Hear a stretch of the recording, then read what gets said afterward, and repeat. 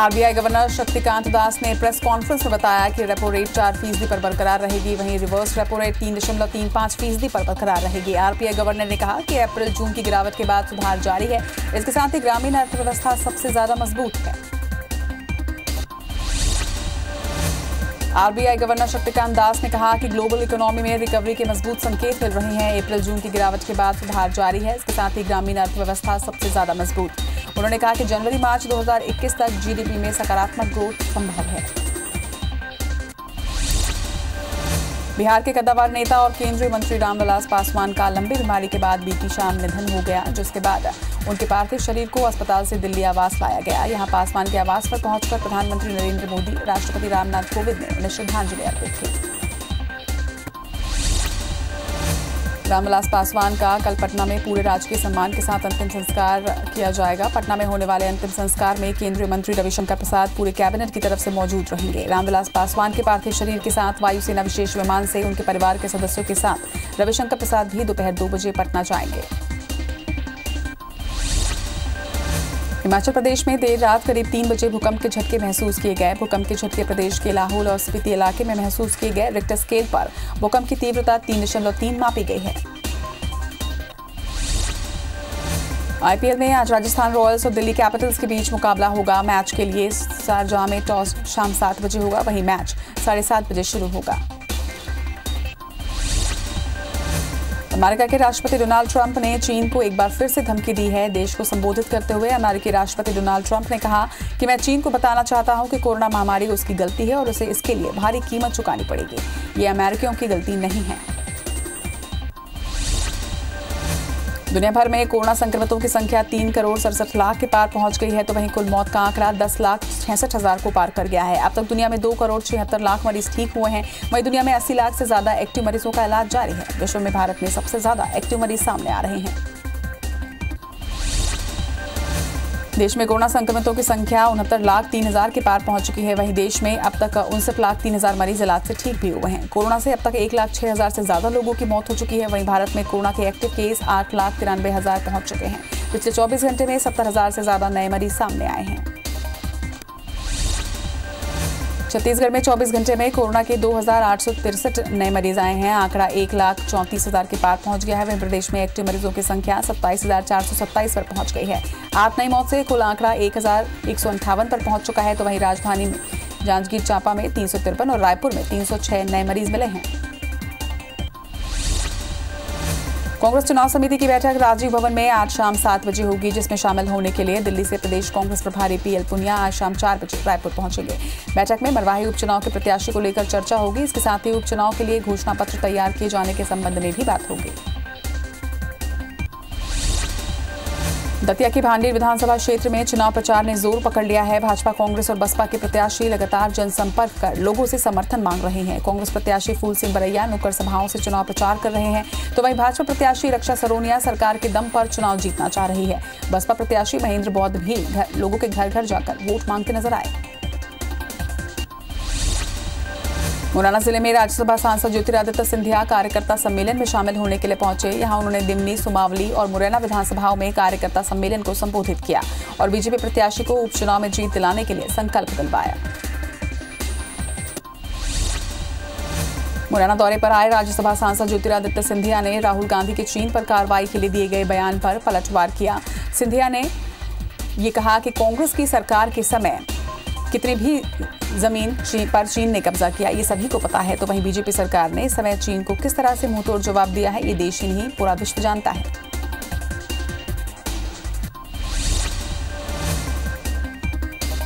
जो कांग्रेस की सरकार थी 42,000 स्क्वायर किलोमीटर अक्सई चिन्ह का चीन को तोहफा में दे दिया था।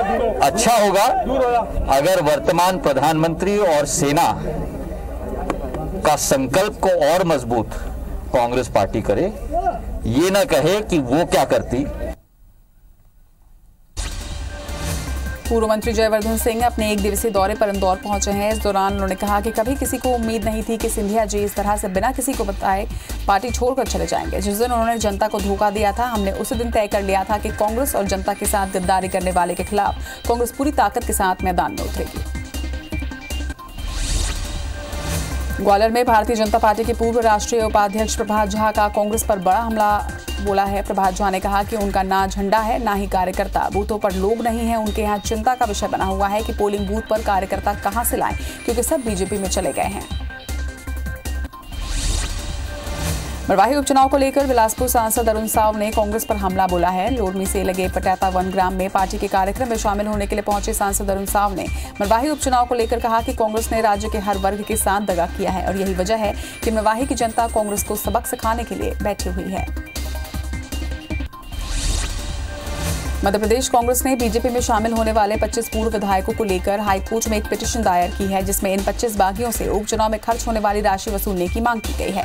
कांग्रेस का कहना है कि ये 25 नेता कांग्रेस की टिकट पर जीतकर विधायक बने थे, लेकिन इन्होंने कांग्रेस से इस्तीफा देकर बीजेपी ज्वाइन की और अब फिर विधायकी के लिए चुनाव लड़ रहे हैं। मरवाही उपचुनाव में कोरोना मरीजों को डाक मतपत्र की सुविधा मिलेगी। जिला निर्वाचन अधिकारी डोमन सिंह ने कलेक्टर परिसर में इस संबंध में अधिकारियों को जानकारी दी। बैठक में कलेक्टर ने कोरोना से बचाव को ध्यान में रखते हुए सारे कार्य बहुत ही सावधानी से करने के निर्देश दिए हैं। पोस्टल बैलेट की सुविधा दिव्यांगों और 18 वर्ष से अधिक उम्र के मतदाताओं को भी दी जाएगी। मुरैना में उपचुनाव को लेकर कांग्रेस ने कलह थमने का नाम नहीं ले रही है। किसान कांग्रेस के प्रदेश अध्यक्ष दिनेश गुर्जर का टिकट कटने से नाराज समर्थकों ने कांग्रेस के खिलाफ प्रदर्शन और नारेबाजी की और सैकड़ों समर्थकों ने कांग्रेस को वोट न देने की बात कही है। मुरैना से कांग्रेस ने राकेश मावाई को चुनावी मैदान में उतारा है। खरगोन के पीजी कॉलेज में बने स्ट्रांग रूम में आग लगने की घटना से दूसरे दिन एडीएम की अध्यक्षता में गठित 5 सदस्यीय जांच टीम ने कॉलेज पहुंचकर स्ट्रांग रूम की जांच की। इस दौरान बीजेपी और कांग्रेस के नेता मौजूद रहे। वहीं जांच दल मौके पर निरीक्षण कर एक रिपोर्ट तैयार करेंगे और इसे कलेक्टर को सौंपेंगे। वहीं कलेक्टर राज्य निर्वाचन आयुक्त को रिपोर्ट सौंपेंगे। मध्य प्रदेश में 28 सीटों पर होने वाले उपचुनाव के लिए राजनेता अब कितनी भी भीड़ जुटा सकते हैं। भारत सरकार के गृह मंत्रालय ने इसके लिए नई गाइडलाइन जारी कर दी है। नई गाइडलाइन चुनाव वाले इलाकों के लिए जारी की गई है। गृह मंत्री नरोत्तम मिश्रा ने बताया कि प्रदेश सरकार ने भी केंद्र की गाइडलाइन के अनुसार स्टेट गवर्नमेंट अन्य कार्यक्रमों के लिए भी नई गाइडलाइन जारी कर दी है। दुर्गा उत्सव को लेकर आई गाइडलाइन पर पूर्व मंत्री पीसी शर्मा ने नाखुशी जताई है। सरकार पर निशाना साधते हुए पीसी शर्मा ने कहा कि पहली बार देश में दशहरा बिना राम बारात निकाले मनाया जाएगा। सरकार ये दलील दे रही है कि लोग ज्यादा आएंगे, इसलिए राम बारात निकालने की इजाजत नहीं दी गई है। कटनी के विजय राघवगढ़ से बीजेपी विधायक संजय पाठक का वीडियो सोशल मीडिया में जमकर वायरल हो रहा है। वीडियो में विधायक की दरियादिली दिखाई दे रही है।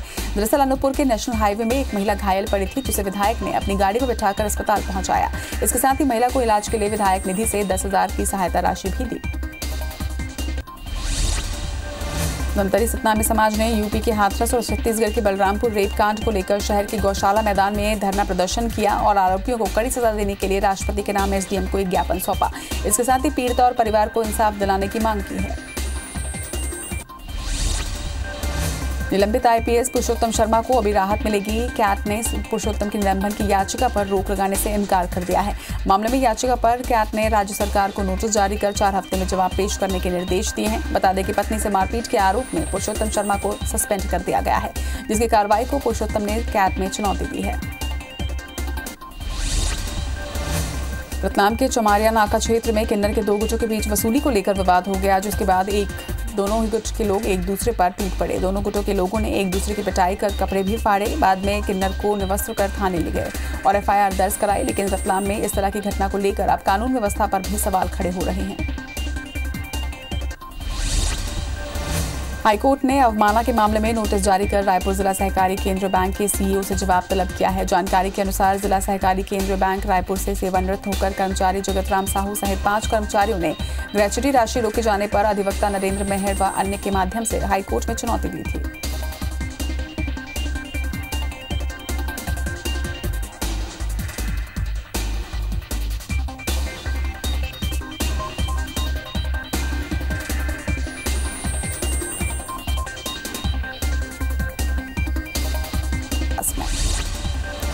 बिलासपुर हाईकोर्ट ने अवमानना मामले पर प्रारंभिक सुनवाई के बाद नोटिस जारी कर डोंडी लोहारा के एसडीएम से जवाब तलब किया है। मामले की आगामी सुनवाई 3 सप्ताह बाद होगी। एसडीएम ने शिकायत की जांच कराए बिना ही सरपंच चुनाव को निरस्त करने के फैसले के खिलाफ सरपंच ने अधिवक्ता पवन श्रीवास्तव के जरिए हाईकोर्ट में याचिका लगाई थी। सार्वजनिक जगहों पर गांजा पीने सरेआम बिकने वाले पेपर रोल जल्द ही बैन हो सकता है। पुलिस ने पेपर रोल कारोबार बंद करने के लिए प्रशासन को दस्तावेज भेजने की तैयारी पूरी कर ली है। एसएसपी रायपुर अजय यादव ने नशा कारोबार को बढ़ावा देने या किसी भी तरह की दूसरी सामग्री की खरीदी बिक्री को संज्ञान में लेकर आगे बढ़े अभियान की शुरुआत करने के लिए संकेत दिए हैं। अंतर्राष्ट्रीय मादक पदार्थ की तस्करी के खिलाफ नरसिंहपुर पुलिस और नारकोटिक्स ब्यूरो इंदौर को बड़ी सफलता मिली है। करीब 10 करोड़ रुपए की हशीश के साथ 7 आरोपी गिरफ्तार किए गए हैं। सभी आरोपी अंतर्राष्ट्रीय तस्कर बताए जा रहे हैं। पुलिस ने 117 किलो चरस के साथ आरोपियों की गिरफ्तारी की है। तस्कर 2 गाड़ियों में छिपाकर नेपाल बॉर्डर से ड्रग्स तमिलनाडु लेकर जा रहे थे।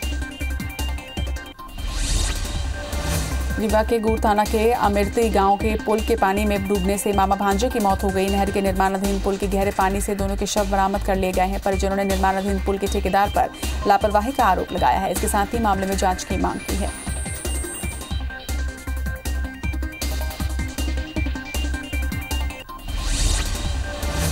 बैतूल जिला अस्पताल में ब्लड बैंक में खून नहीं मिलने के अभाव में एक प्रसूता की मौत हो गई। वहीं नवजात बच्चा अस्पताल के आईसीयू में भर्ती है। परिजनों ने इस लापरवाही की शिकायत सिविल सर्जन से की है।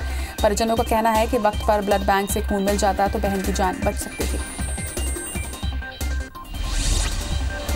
बांग्लादेशी महिलाओं से इंदौर में देह व्यापार कराने के मामले में पुलिस ने 2 एजेंट्स को सूरत शहर से गिरफ्तार किया है।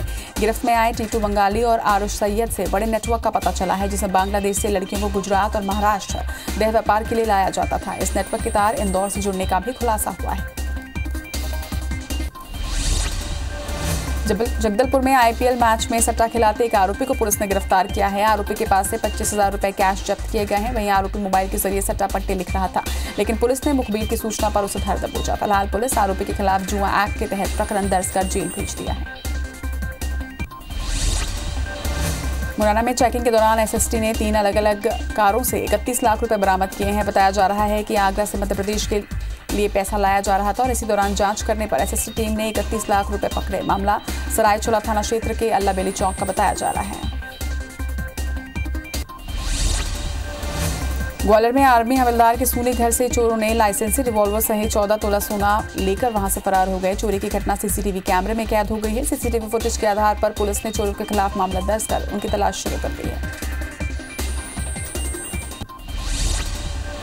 राजन के अभनपुर में फेसबुक पर भीम आर्मी के खिलाफ आपत्तिजनक पोस्ट करने वाले युवक को गिरफ्तार कर न्यायिक रिमांड पर भेज दिया गया है। आरोपी के तीनों पोस्ट को संविधान निर्माता डॉक्टर भीमराव अंबेडकर का अपमान बताते हुए भारतीय मूल निवासी संघ अभनपुर के अध्यक्ष पुन्नूराम देशलहरे ने थाने में शिकायत की थी।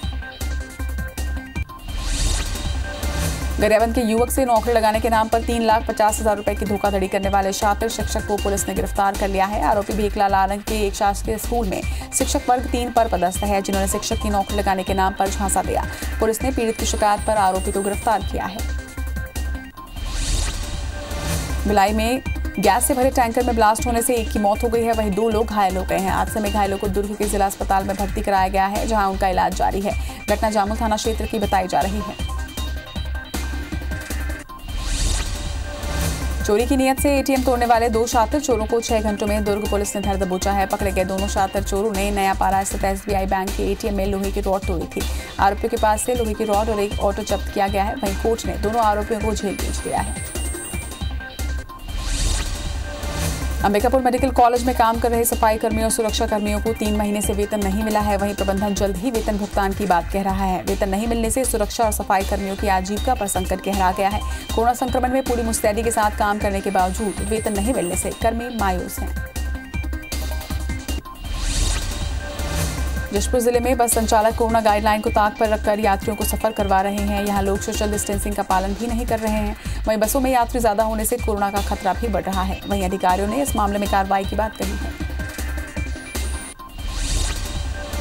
राज्य शासन ने पहले ही बस परिचालन को छूट दे दी है, लेकिन सोशल डिस्टेंसिंग से घाटा और कोरोना काल में कम यात्री होने की वजह बताकर कोरबा में ना तो निजी और ना ही सिटी बसों का परिचालन शुरू किया गया, जिससे लोगों को काफी परेशानी का सामना करना पड़ रहा है। दूसरी ओर कोरबा शहर से रायपुर के बीच शुरू की गई ट्रेन भी रेलवे ने बंद कर दी है।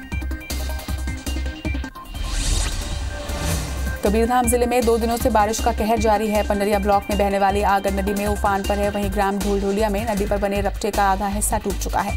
ऐसे में लोगों को आने जाने में भारी दिक्कतें उठानी पड़ रही है। वहीं लोग जान जोखिम में डालकर रपटे से आना जाना कर रहे हैं। सतना के किसानों को धान की फसल बचाने के लिए चुनौतियों का सामना करना पड़ रहा है। जिले के कई इलाकों में धान की फसल पर झूठा कंडवा नामक रोग लग गया है। इस बीमारी के चलते फसलें बर्बाद होने लगी है। वहीं जिले का कृषि वैज्ञानिक भी इस बीमारी को लाइलाज बता रहे हैं। अब धान की खड़ी फसल की बर्बादी को देख किसानों के माथे पर चिंता की लकीरें उभर आई हैं। सांसद ज्योतिरादित्य सिंधिया ने भूमाफिया होने के आरोपों पर कांग्रेस को जवाब दिया है। सिंधिया ने कहा है कि ये उनकी 300 साल पुरानी संपत्ति है। उन्होंने कहा कि वो उन लोगों से सवाल करना चाहते हैं जो नए नए महाराज बने हैं। सिंधिया ने कहा कि वो एक विशेष परिवार में पैदा हुए हैं। यदि ये उनकी गलती है तो वो इसे स्वीकार करते हैं। मध्य प्रदेश में उपचुनाव से पहले बड़ा प्रशासनिक फेरबदल हुआ है। सरकार ने राज्य प्रशासनिक सेवा के 12 अधिकारियों के तबादले किए हैं। 6 संयुक्त कलेक्टर और 6 डिप्टी कलेक्टर के तबादले भी हुए हैं।